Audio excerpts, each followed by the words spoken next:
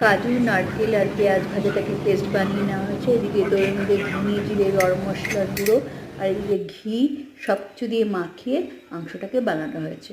দারুণ হয়েছিল খেতে। আমরা সবাই মিলে খুব হইচই করলাম, ছেলের বন্ধুরা, তাদের পেরেন্টস সবাই মিলে আমরা দিনটা খুব আনন্দে কাটালাম। আর রবীন্দ্র নজরুল জয়ন্তী পালন করলাম।